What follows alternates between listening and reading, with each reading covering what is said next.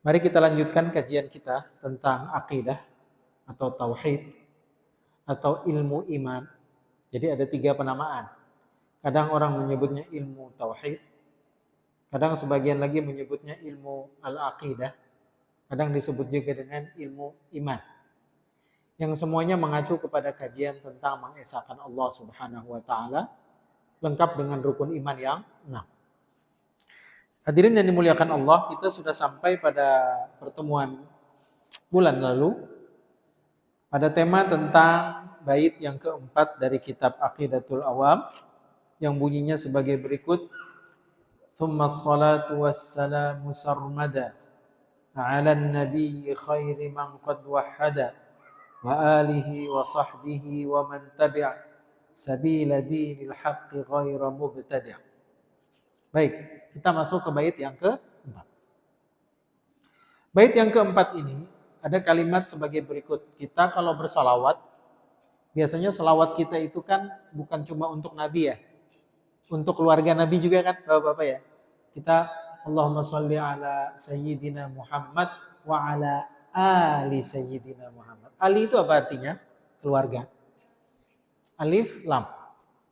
Kalimat yang sama kita temukan dalam salah satu nama surat di Al-Quran, yaitu Ali Imran. Itu maksudnya keluarga Imran. Itu ya? Baik.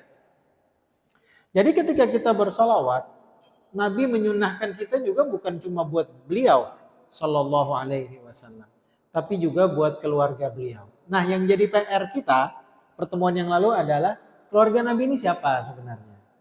Baik. Keluarga Nabi itu kadang-kadang kita sebut dengan panggilan Ahlul Bait. Ahlul Bait. Cuma di dunia Sunni, kita Ahlus Sunnah wal Jamaah, istilah Ahlul Bait itu agak sensitif. Iya, sensitif ya. Kenapa? Karena kadang-kadang diidentikan dengan Syiah. Gitu. Padahal Ahlus Sunnah juga punya definisi sendiri tentang Ahlul Bait. Kita juga ada Ahlul Bait. Cuma bedanya dengan Syiah adalah kalau Syiah itu begitu mengkultuskan dia. Sampai-sampai tidak boleh salah Ahlul Bait itu. Bahwa Ahlul Bait lah yang berhak untuk menjadi khalifah sepeninggal Nabi SAW. Harusnya bukan Abu Bakar, tapi Ali. Kemudian lagi awalnya begitu, tapi kemudian berangkat dari urusan politik ini, jadilah dia semacam doktrin sendiri, akidahnya sendiri, fikihnya sendiri jadinya. Sampai-sampai kita menemukan satu fenomena bahwa Syiah ini sholatnya 3 kali kan Pak. Sebenarnya dia 5 waktu sholatnya, cuma dijadikan satu semua. Zuhur dengan asar, maghrib dengan isya, subuh sendiri. Padahal nggak bisa begitu kita kan. Itu kalau sholat dalam keadaan safar gitu ya, boleh dijama'. Kalau lagi di sini nggak bisa. Kalau Ahlus Sunnah wal Jamaah tidak. Jadi awalnya urusan politik, jadilah akidah sendiri, jadilah fikih sendiri. Dan mereka punya konsep sendiri tentang Ahlul Bait. Kita nggak ada urusan dengan Syiah. Kita mau bahas Ahlul Bait dalam makna kita, Ahlus Sunnah wal Jamaah. Nah, saya ulang sekali lagi bahwa wa ala alihi itu artinya wa ala ahli baiti. Jadi kita bersalawat juga untuk Nabi, salawat juga untuk keluarga Nabi. Nah, sekarang siapa keluarga Nabi? Keluarga Nabi dalam kajian-kajian akidah dibagi menjadi 2 sudut pandang. Perhatikan. Yang pertama, seluruh umat Islam, baik yang hidup di zaman Nabi dan kita semua adalah keluarga Nabi. Bukankah orang Islam bersaudara? Bukankah Nabi adalah orang yang mempersaudarakan kaum muslimin, gitu ya? Dia membacakan ayatnya buat kita, innamal mu'minuna ikhwah. Sesungguhnya orang muslim bersaudara. Saudara dalam satu ikatan keluarga besar namanya umat Islam. Nah, jadi dalam makna ini, kitalah keluarga yang dimaksud di situ. Jadi kita mendapatkan doa dari Nabi, keberkahan dari Allah. Ketika kita membaca doa itu mantulnya juga buat kita, sebenarnya begitu.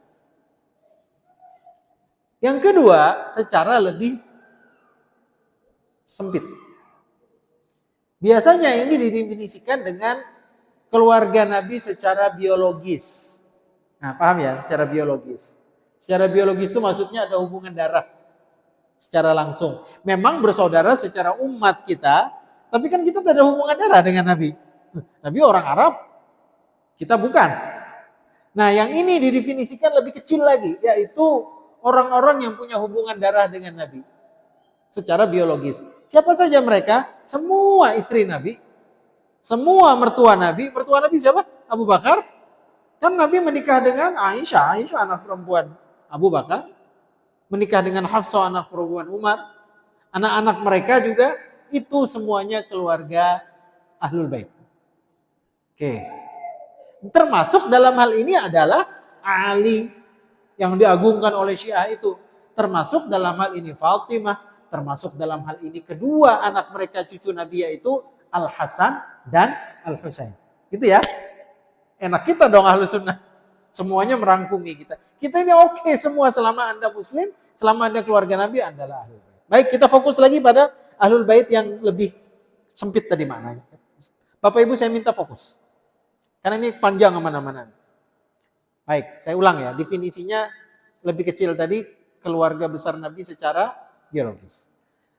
Nah, kemudian muncul masalahnya begini. Kita kan selalu disuruh untuk menghormati keluarga Nabi. Selain menghormati Nabi, keluarga Nabi, bahkan Nabi berpesan dalam Sahih Bukhari. Kita selama ini mendengar hadisnya begini. Kutinggalkan bagi kalian kitabullah dan sunnah gitu ya. Ada Pak yang lain, versi yang lain hadisnya. Kutinggalkan bagi kalian kitabullah dan ahlu baiti dan keluarga aku. Berarti kan dibuat selevel tuh dengan Al-Quran. Setelah Al-Quran adalah yang riwayat yang lain sunnah. Riwayat yang lain Al-Quran dan Ahlul Bait. Berarti penting. Betul ini nggak mungkin Nabi mewariskan sesuatu kecuali harus kita jaga. Kan warisan kenabian harus kita jaga. Termasuk keluarga Nabi. Sekarang bagaimana caranya jika keluarga Nabi itu sudah tidak ada? Kalau kita berasumsi begitu. Nah, ini yang saya maksud PR hari ini kita mau selesaikan. Adakah keluarga Nabi yang harus kita hormati sampai sekarang? Itu dia. Karena kalau sampai sekarang masih ada, tetap ada kewajiban kita untuk menghormati mereka. Orang warisan Nabi kok. Kutinggalkan bagi kalian Al-Quran dan keluarga aku. Harus dia hormati loh. Al-Quran ada, masa Ahlul Baitnya nggak ada? Oke. Siapa Ahlul Bait sekarang? Para ulama terbagi menjadi dua ide. Supaya kita tidak satu ide aja. Pokoknya ada yang mengatakan begini. Pendapat pertama, nggak ada lagi semua. Jadi Ahlul Bait selesai sudah, Nabi nggak ada. Yang disebut keturunan itu kan biasanya kalau di orang Indonesia 7 turunan gitu ya. Kalau habis dari 7 turunan ya sudah nggak ada lagi keturunannya. Itu kalau ngikut persepsi kita. Jadi keturunan 8, 9 nggak disebut dengan Ahlul Bait. Walaupun dia orang Arab ya, walaupun moyangnya dulu keluarga Nabi. Tapi ini kurang, ada di YouTube itu Ustadz yang berpendapat begitu. Tapi ini kurang familiar, kurang diterima. Yang lebih diterima yang kedua, masih ada keluarga Nabi. Masih ada. Supaya kita tetap punya kesempatan untuk menjaga warisan Nabi itu gitu. Makanya ada masih. Siapa mereka? Jadi ceritanya begini, untuk membuktikan bahwa mereka masih ada. Sepeninggal Utsman bin Affan, khalifah itu yang meninggal secara baik, dalam tanda kutip ya, khalifah yang meninggal karena usia tua siapa? Cuma Abu Bakar kan? Khulafaur Rasyidin ada 4 Bapak Ibu ya.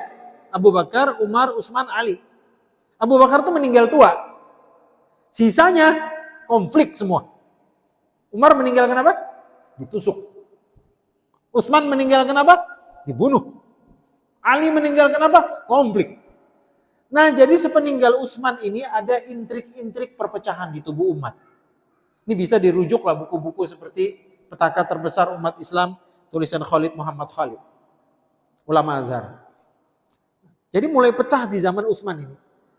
Di zaman Ali tambah kuat lagi perpecahannya. Jadilah kemudian muncul 2 kubu. Yang ini disebut kubu pertama. Saya menyingkatkan aja biar nggak fokus kita di sini. Pada akhirnya memunculkan 2 kubu besar gitu, namanya Banu Umayyah. Pernah dengar nggak? Banu Umayyah. Kubu kedua melahirkan Banu Abbasiyah. Oke. Banu Umayyah dengan Banu Abbasiyah. Ini bergelut, hadirin rahimakumullah, ribut dia. Terlebih sebelumnya ada pertikaian antara sahabat. Jadi kalau sesama umat Islam sekarang ini ribut, kita nggak usah aneh. Mulai zaman sahabat aja sudah ribut. Siapa? Kubu Muawiyah, sahabat Nabi, penulis wahyu. Siapa lawannya? Lawannya bukan sekedar debat, hadirin rahimakumullah, bunuh-bunuhan sesama sahabat. Lawannya siapa? Ali. Lawannya siapa lagi? Bunda Aisyah radhiyallahu anha. Jadi peperangan perang sivil lah ya. Sesama kaum muslimin itu. Semuanya sahabat Nabi. Kalau kita yang kerucil-kerucil ini ribut, ya wajar lah on gitu. Ribut gitu. Tapi ini sahabat yang Muawiyah penulis wahyu, Ali mertua Nabi, kekasih Nabi, Aisyah istri Nabi, Ummul Mukminin, ribut dia. Nah, ini yang menyebabkan konflik sampai ada satu keluarga Nabi namanya Abdullah bin Muhajir, Abdullah al-Muhajir. Ingat namanya, Abdullah al-Muhajir. Dia ini nggak betah tinggal di kota Mekah atau Madinah ya rumahnya itu. Nggak betah. Orang ribut semua. Yang ini mengklaim, hanya ribut semua. Akhirnya apa yang dia lakukan? Dia bilang kita malas lah ikut-ikut konflik. Kalau pro sama ini istri Nabi. Pro sama ini penulis wahyu. Bingung kan Mak? Itu sahabat Nabi semua. Akhirnya dia menghindarkan fitnah itu. Hijrah dia boyong bedol deso. Sekalian dengan keluarganya pergi ke arah Yaman. Namanya Abdullah al-Muhajir. Dia bawa anak cucunya semua. Sudah kita nggak usah ribut-ribut, kita pindah kampung aja. Pindah dia ke sana. Jauh antara Saudi dengan Yaman, jauh sekitar 2 jam pesawat. Baik. Enggak sampai lah 1 jaman. Begitu sampai di Yaman, dia beranak pianak di sana. Ini pedagang dia, sepeninggal dia merantaunya ke daerah Hadramaut. Sampai di sana meninggal dia, anak cucunya sepeninggal dia tersebar ke 3 tempat. 1, ke daerah Kenya, Afrika. Yang kedua, ke daerah, ini lupa saya. Dia ada 3. Jadi pertama ke daerah Kenya, yang kedua ke daerah India gitulah, Sri Lanka atau mana gitu, itu yang kedua. Yang ketiga yang paling banyak ke daerah Nusantara ini. Mulai nyambung sudah? Banyak tersebar ke Nusantara ini, kepulauan ini. Termasuk ASEAN. Selain di Nusantara mereka tersebar, orang-orang Arab ini ke Malaysia, kemudian ke Singapura, kemudian ke Mindanao di Filipina, kemudian tersebar juga secara masif di daerah Fatoni, Thailand, dan Narathiwat. Ini nama 2 kota di daerah Thailand. Nah, orang-orang ini. Dan mereka biasanya bermarga Ba'alawi. Ada keturunan Ba'alawi sini? Ini menyebar ke sini. Dia sampai ke Indonesia, kemana-mana gitu. Dan di kemudian hari disebut namanya sebagai Habib. Udah? Nah, itu dia asal muasal. Habib. Jadi Habib itu sebenarnya salah satu dari titisan yang terbawah dari Nabi SAW. Baik, sampai 1 poin sudah ya. Jadi Habib itu mau tidak mau kita harus akui sebagai keturunan Nabi. Cuma begini, ada yang nanya ke saya, Ustadz berarti kita harus menghormati mereka ke Ustadz tanpa pamrih? Oh bukan. Jadi mentang-mentang saya Habib, kamu harus cium kaki saya, kamu harus salaman sama saya, apa yang saya katakan firman dari Tuhan, oh enggak gitu. Kan enggak gitu Pak. Kenapa? Karena Allah yang bilang, Inna akramakum indallahi atqakum. Yang paling mulia dari kalian adalah yang paling habib kah? Enggak kan Pak? Yang paling bertakwa.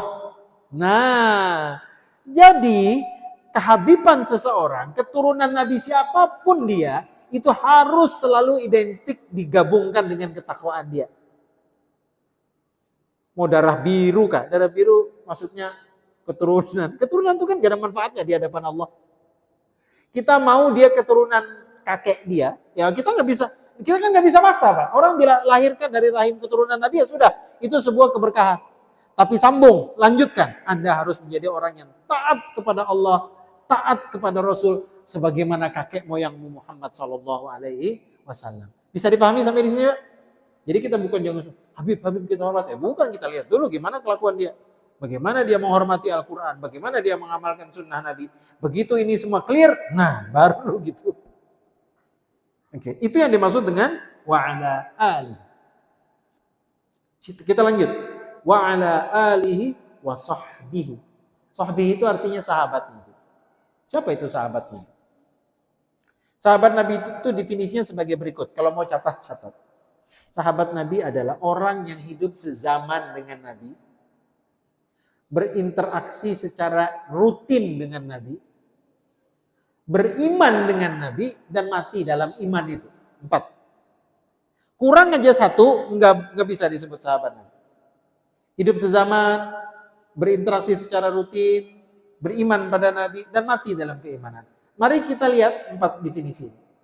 Kalau ada di antara bapak-bapak dan ibu-ibu punya 4 karakter ini, saya siap panggil Anda, wah sahabat Nabi. Nyatakan nggak ada. 1 aja sudah gugur kita. Sezaman dengan Nabi. Ada yang sezaman? Nggak ada. Di tahun berapa sudah ini dari kematian Nabi SAW? Jauh kita. Nah, yang pertamanya sudah nggak ada. Ada yang nanya ke saya, Ustadz, saya nggak sezaman, tapi saya ngelihat Nabi dalam mimpi saya. Kan mungkin, Pak. Ada orang di penghujung Ramadan, 10 terakhir Ramadan, dia itikaf di masjid, dia berusaha komitmen dengan Islam. Pokoknya spiritual banget gitu. Terus malamnya dia mimpi ngelihat Nabi. Boleh kita percaya? Boleh. Kata Nabi apa? Barang siapa melihat aku dalam mimpinya, dia sungguh betul-betul melihat aku, karena syaitan tidak mungkin menyerupai aku. Saya yakin ada yang gitu. Pujilah Allah Subhanahu wa taala. Kalau kita pernah melihat Nabi Allah, betul apa ya? Maunya gitu ya ngelihat Nabi Shallallahu alaihi wasallam. Ada bos perusahaan tambang, tetanggaan dengan sampean. Dia pernah ngelihat Nabi 2 kali. Bos nomor 1-nya dekat kantornya beliau ini. Saya nggak mau cerita. Jadi kami ngobrol di kafe gitu ya. Ustadz, aku pernah melihat Nabi Shallallahu alaihi wasallam 2 kali, Ustadz. Aduh, saya dengar ceritanya aja, saya yang Ustadz nggak pernah. Ini orang, dia nggak hafiz Quran, dia biasa banget.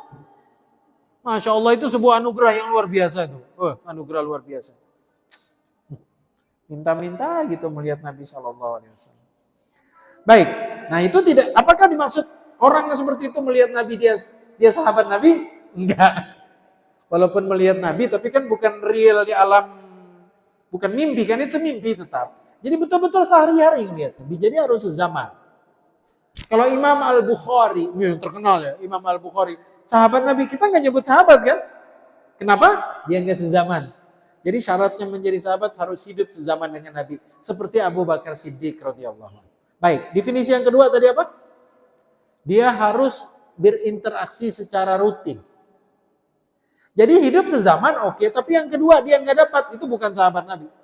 Misalnya begini, hidup sezaman dengan Nabi, misalnya Nabinya di Kampung Baru, sahabatnya di Tritip, tapi nggak pernah ketemu, atau dari jauh aja ngelihat, disebut sahabat? Yang enggak dong. Itu cuma sezaman, Anda bukan sahabat. Jadi harus lengkap definisinya. Yang kedua harus masuk, harus berinteraksi secara intens. Kalau sekali 2 kali nggak sahabat. Banyak yang begitu orang Arab dusun, orang Arab Badui. Ingat deh cerita, ada seorang Arab Badui masuk ke masjid, dia ngelihat Nabi sedang ngasih taklim gini, apa yang dia lakukan? Ujuk-ujuk dia kencing di dalam masjid. Nah, pernah ada dengar cerita ini? Orang Arab deso masuk ke masjid kencing. Kemudian ditegur sama Nabi, kamu nggak boleh, ini tempat ibadah ya, nggak boleh kencing begini. Kemudian dia pergi. Anda mau kamu manggil itu sahabat Nabi? Enggak kan? Enggak disebut sahabat Nabi kan? Karena cuma sekali itu dia berinteraksi dengan Nabi. Jadi definisi yang kedua harus lengkap. Yang kedua dia harus rutin interaksi dengan Nabi. Seperti siapa? Seperti Umar, seperti Utsman. Para sahabat menceritakan, di mana saja kulihat Nabi Shallallahu alaihi wasallam berjalan, pasti muncul di belakang beliau Abu Bakar dan Umar. Gitu. Berarti ini rutin betul. Abu Hurairah dan seterusnya. Ada dua. Yang tiga, orang disebut sahabat Nabi kalau dia beriman pada Nabi. Kalau dia poin pertama dapat, poin kedua dapat rutin gitu ketemu dengan Nabi, sezaman dengan Nabi. Tapi dia tidak beriman sama Nabi, yang nggak disebut sahabat. Siapa itu? Abu Jahal, Abu Lahab. Itu masih keluargaan sama Nabi. Abu Lahab yang ayat surat Al-Lahab, Tabbat yada Abi Lahab, itu masih besanan sama Nabi.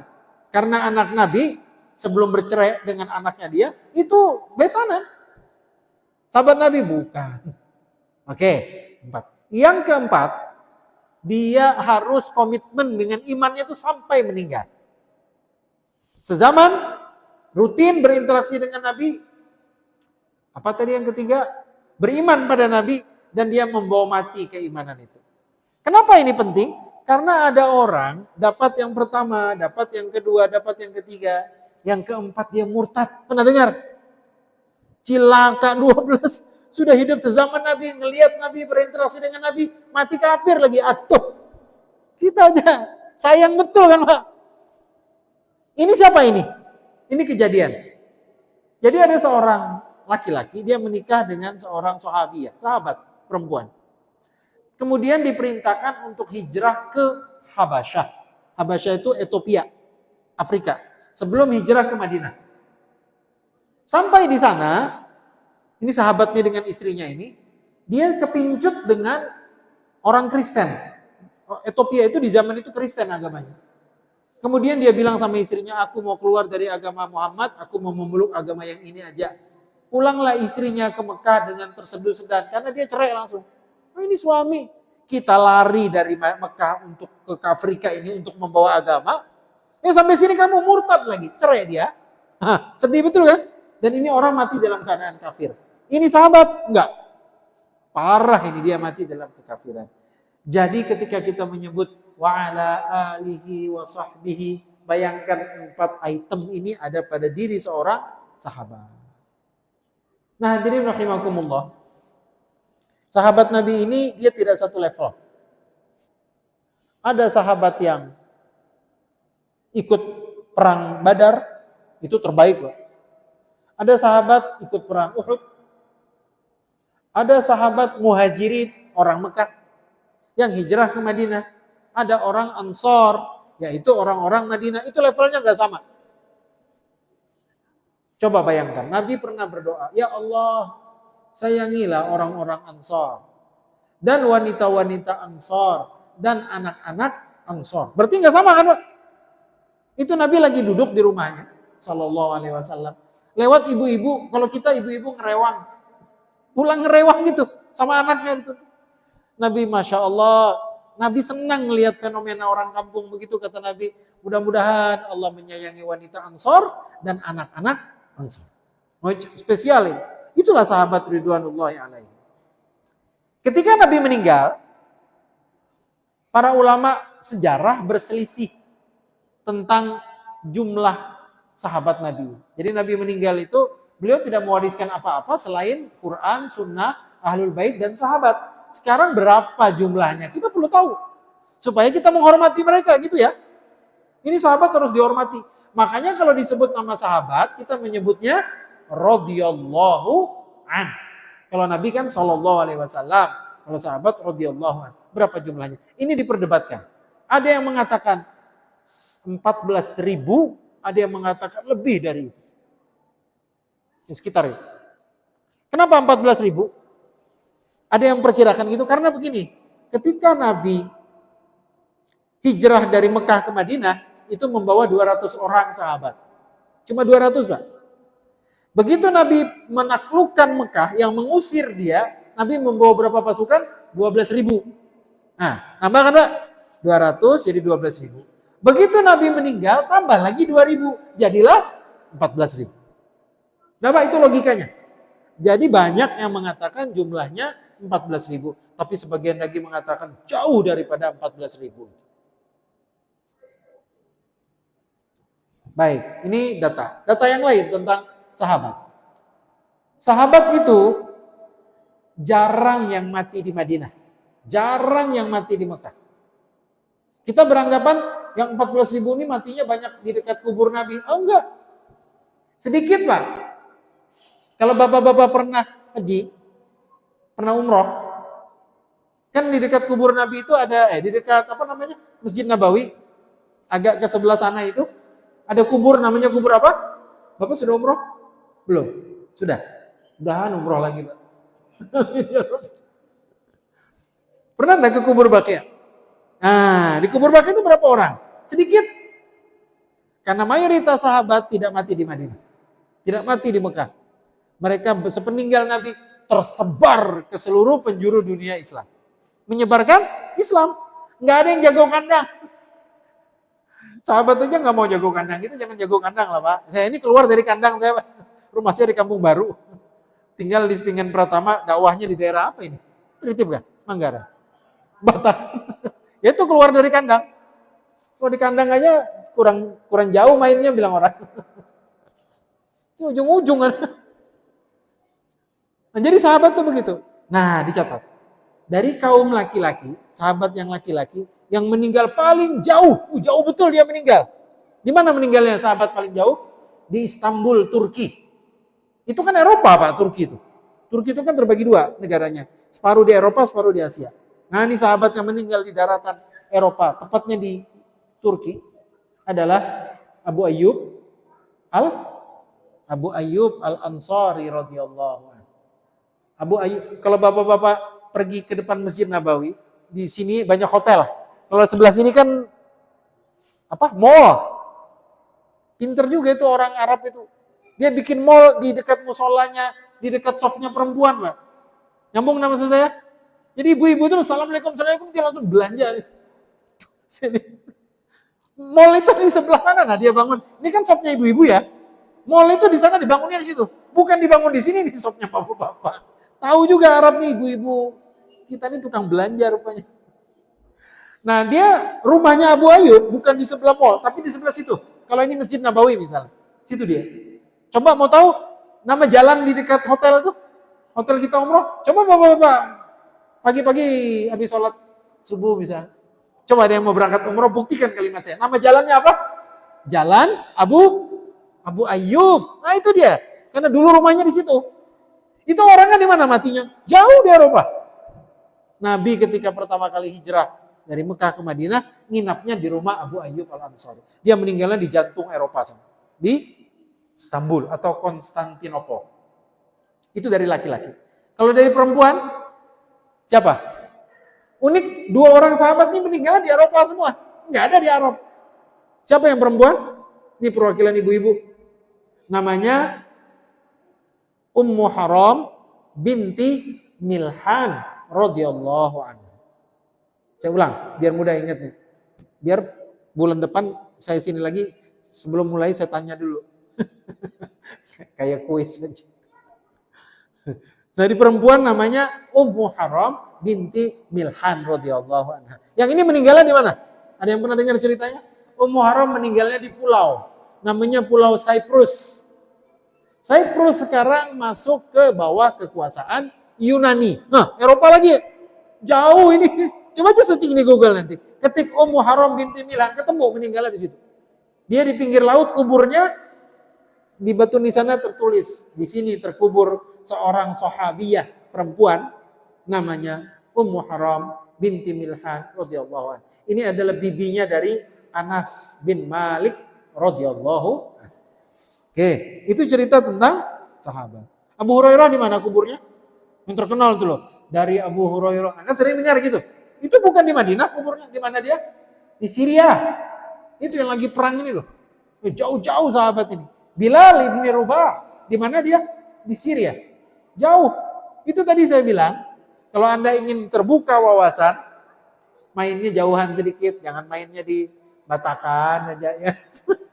Jauh-jauh lah mainnya gitu ya, biar terbuka wawasan kita. Jadi orang kalau mau cerdas tuh banyak jauh mainnya, banyak bacaannya. Oke. Wa man tabi' sabila dinil haqqi ghairu muhtadi, dan dia tidak pelaku bid'ah. Baik, kita lanjut ke sifat-sifat Allah Subhanahu wa taala. Bait yang kelima. Wa ba'du fa'lam bi wujubil ma'rifah min wajibin lillahi 20 sifat. Dan setelah itu maka ketahuilah bahwa diwajibkan mengenali ma'rifah, sifat-sifat yang wajib bagi Allah yang berjumlah 20 sifat. Oke. Sekarang perhatikan. Saya mau memukaddimahi tentang tema 20 sifat. Dan ini agak sensitif. Karena saya dipesanin sama beliau, ya sudah saya berusaha untuk selembut mungkin menyampaikan. Biar nggak salah-salah gitu. Tinggal diundang lagi saya susah. 20 sifat itu begini sebenarnya hadirin rahimakumullah. Saya perhatikan ya, jangan salah paham. Sifat Allah yang indah, yang baik itu tidak terbatas 20 sebenarnya. Sifat Allah itu banyak. Pokoknya apapun yang indah itu pasti sifat Allah. Pertanyaannya kenapa Ahlus Sunnah menyatakan sifat 20 kan gitu? Apakah cuma 20 sifatnya yang indah? Jawabnya tidak. Yang dimaksud di sini 20 adalah lumayan. Kita nggak bisa mengekspresikan segala macam keindahan Allah Subhanahu wa taala. Paling tidak 20 lumayan. Bukan dalam makna membatasi. Sudah Pak? Bukan dalam makna membatasi. Tapi paling tidak dari yang banyak itu kita kumpulkan menjadi 20 itu saja. Saya kasih ilustrasi, saya kasih gambaran. Bapak Ibu kalau mau mengekspresikan sifat Nabi ada berapa? Yang indah. Cuma 4 aja kan? Apa kita bilang? Sidik. Ayo terus. Ini pelajaran SD ini tidak iya dulu. Sidik, amanah, tabligh, fatonah. Pinter jawabnya, boleh pulang duluan. Sidik, amanah, tabligh, fatonah. Sidik itu jujur, tabligh sidik, amanah, tabligh pandai tabligh, fatonah cerdas. Oke, 4 ya. Saya mau nanya balik. Berarti sifat Nabi yang bagus cuma 4 aja? Kan enggak, Pak. Kan segala macam keindahan, kebagusan itu pasti disematkan ke Nabi. Cuma saking hebatnya Nabi kita nggak sanggup untuk mengekspresikan lebih dari itu. Tapi kan kita tidak mengatakan, oh berarti sifat Nabi cuma 4. Yang enggak kan? Nah, lumayan dibanding kita nggak hafal semua, kita bukan memakna membatasi 4. Bukan, ini lumayan. Saya kasih ilustrasi yang lain. Bapak Ibu ketemu saya di sini. Kemudian nanti ditanya, Pak Ustadz Muslim itu, saya Muslim Gunawan. Pak Nur ya? Pak Wahid dikenal di sini. Pak siapa ya? Pak Wahid, oke. Pak Wahid, Ustadz yang ceramah itu gimana orangnya? Kira-kira Pak Wahid mengekspresikan tentang saya mulai ujung rambut ke ujung kaki atau secukupnya aja? Secukupnya kan Pak? Oh Ustadz Muslim tuh, ya dia anulah nggak tinggi-tinggi banget. Ya memang aslinya begitu. Segitu dia. Datang ya kadang-kadang hujan 2 kali ke sini, saya pas hujan loh Pak. Mobilnya diparkir di sana. Ya, orangnya ya gitu-gitulah. LC itu bukan apa, lucu Pak sebenarnya. Ya gitu-gitu aja. Pertanyaannya kan, apakah Pak Wahid mengekspresikan tentang saya segalanya? Kan enggak Pak. Paling tidak secukup yang lumayan mewakili kan gitu Pak. Sama kita dengan sifat 20 ini. Itu dia Pak, supaya janganlah menyalah-nyalakan orang. Sifat 20 itu produk dari para ulama ahlu sunnah wal jamaah. Di antaranya Imam As-Sanusi. Kemudian yang kedua Imam Ibrahim Al-Laqani. Kemudian di sini juga dinyatakan oleh Ahmad ibni Muhammad Al-Maliki Al-Marzuqi radhiyallahu anhum ajma'in. Tentang ini. Tapi kalau kita mau mengatakan saya tidak mau pakai yang 20 lah. Segalanya sifat yang baik itu memang untuk Allah Subhanahu wa taala. Ya monggo enggak masalah kok. Udah ya. Sudah ini basic dulu kita pelajari ini. Kalau mau habis waktunya infokan saya. Baik. Sekarang yang kedua, kita masih menyoroti belum masuk ke sini dulu. Kenapa ulama dari sekian banyak sifat Allah yang unlimited itu memilih sifat-sifat tertentu untuk dikaji? Jawabannya adalah untuk menjawab pertanyaan-pertanyaan manusia tentang Allah Subhanahu wa taala. Maka dipilihlah sifat-sifat tertentu itu. Coba lihat. Sifat yang pertama apa? Wujud. Menjawab pertanyaan manusia. Manusia dulu beranggapan bahwa sebelum dia beriman pada adanya Allah, Dia mengatakan bahwa kami ini di dunia muncul secara tiba-tiba. Iya asli. Bapak-bapak dan ibu percaya nggak? Setengah jam sebelum saya kesini, sebelum saya naik mobil, saya nggak sengaja nonton TikTok. Ada orang di Inggris, perempuan. Dia bilang, I never believe the existence of God. Saya tidak pernah percaya Tuhan itu ada. Itu orang tahun 2024 masih percaya Tuhan itu nggak ada. Kita kalau di Indonesia biasa, Pak. Saya pernah menjelajah negara-negara gitu sudah dulu. Masih usia 20, 30 sekarang udahlah. Betul asli, di Cina itu dia bilang apa? God is dead, Tuhan mati udah. Kemudian di Jepang, saya pernah. Di orang Jepang itu dia bilang bullshit Tuhan itu ada. Mohon maaf ya, saya gunakan istilah-istilah. Itu mereka yang bilang. Omong kosong itu Tuhan tuh gak ada. Loh, bagaimana ada? Ya kita ada muncul aja katanya. Tuhan, Bapak Ibu kita yang mengadakan kita di sini. Betul, Pak. Nah, sekarang untuk menjawab itu bagaimana caranya? Islam menjawabnya dengan sifat yang pertama, yaitu wujud. Allah itu ada. Dan sifatnya pasti ada. Bagaimana kita membuktikan? Kata si perempuan tadi yang saya tonton di TikTok. Kita bilang apa? Segala macam hal yang ada di dunia ini adalah produk dari suatu hal. Kan mesti begitu. Walaupun kita tidak bisa melihat produsennya. Mikrofon. Pasti ada yang membuat. Botol minum. Air minum di dalamnya. Pasti di baliknya ada produsennya. Buku. Pasti ada percetakannya. Nggak mungkin buku itu mendadak ada di sini. Mikrofon ada di sini. Kemudian di sini ada air putih. Semuanya percaya bahwa di balik setiap penciptaan pasti ada yang maha mencipta. Berarti sebelum benda itu diciptakan harus ada apa dulu? Adanya sang pencipta.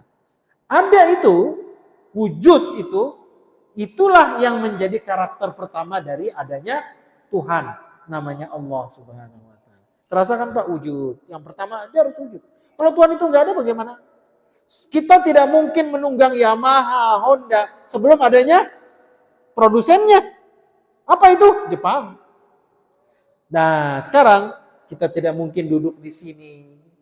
Kita tidak mungkin menikmati alam semesta ini sebelum adanya Tuhan yang menciptakan kita. Itu karakter yang pertama. Yang kedua, qidam. Ini muncul dari pertanyaan manusia yang bodoh ini. Ketika dia bilang, oh Tuhan ada. Baik, oke, saya terima Tuhan ada kalau begitu. Dia nanya selanjutnya, mulai kapan Tuhan itu ada? Kan otak manusia begitu. Kalau orang Islam mudah. Tapi ini kan otak ini liar, Pak. Ada orang kiri, ada orang kafir, ada orang ateis. Kita harus bisa menjawab itu. Kan Islam ini agama yang sangat rasional. Nah, orang-orang ini bertanya lagi, oke, Tuhan itu ada. Yang kedua, mulai kapan dia ada? Kan harus dijawab. Nggak bisa kita bilang, kamu jangan nanya deh. Ya nggak bisa gitu. Mulai kapan Tuhan itu ada? Muncullah sifat yang kedua, yaitu qidam. Qidam artinya apa?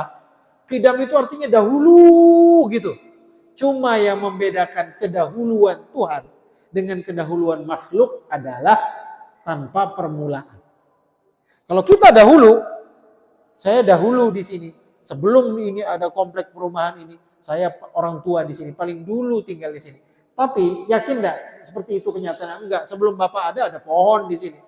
Sebelum pohon itu ada sungai di sini. Kan jadi ada sesuatu yang jauh lebih dahulu kan dibanding dahulunya Bapak.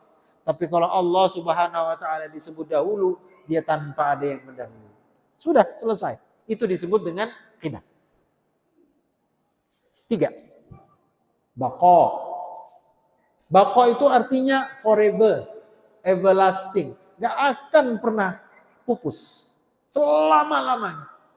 Allah berfirman, kullu syai'in halikun illa wajhah. Semua yang ada di alam wujud ini akan hancur binasa kecuali wajah Allah Subhanahu wa Ta'ala. Kecuali kerajaan Allah, kata Imam Al-Bukhari radhiyallahu anhu. Nah, ini jawab dari pertanyaan yang lain. Jadi kata orang itu, oke, Tuhan ada, saya terima. Tuhan itu keberadaannya dari dulu tanpa ada pendahuluan, saya terima. Terus kapan dia akan berakhir? Kan begitu. Kenapa otak manusia pasti mengatakan ketika saya membeli air minum santri ini, pasti ada expire-nya kan Pak? Expire itulah akhirnya. Kalau manusia, dia ada kelahirannya, dia ada kematiannya. Tuhan ini kapan matinya? Islam menjawab dengan sifat yang tadi, baqo, Allah baqo, abadi selama-lamanya, dia tidak akan pernah pupus dari kewujudan dia, dari keberadaan dia. Baik. Kemudian yang karakter yang keempat, mukhalafatuhu lil hawadith. Allah ini tidak mungkin sama dengan makhluk. Jadi di alam ini cuma ada dua dalam benak kita. Khalik, Allah, makhluk selain Allah. Itu aja. Karakter makhluk, dia pasti ada yang serupa. Nggak ada yang nggak akan serupa. Mesti serupa. Misalnya apa? Ini serupa dengan ini. Misalnya wajah kita memang tidak serupa, tapi lubang hidung sama dua. Nah, serupa udah. Namanya makhluk pasti serupa. Kalau Allah berfirman, lam yakun lahu kufuwan ahad. Tidak ada yang serupa dengan Allah Subhanahu wa taala. Sekarang boleh enggak kita sambil duduk-duduk gini membayangkan rupa Tuhan? Jawabnya haram, enggak boleh. Kita bayangkan. Kalau orang bule, dia Tuhan itu dibayangkan, Pak. Pernah enggak nonton film judulnya, ini yang milenial ini. Oh, nonton setelah ini. Film judulnya Bruce Almighty. Ah, tahu enggak filmnya? Yang main Stephen Carey. Pelawak. Jadi dia ini sial dia pada hari itu. Kerjaannya lama-lama dipecat dari kantornya. Si Stephen ini. Bruce ini. Kemudian dia maki Tuhan. Dia bilang, orang Amerika ya, dasar Tuhan tidak adil sama aku. Aku dipecat, pisah dengan istriku, diusir dari apartemen dan seterusnya. Kalau kamu memang ada Tuhan, muncul katanya. Lihat bagaimana Hollywood menggambarkan tentang Tuhan. Asli Tuhannya muncul Pak. Orang negro.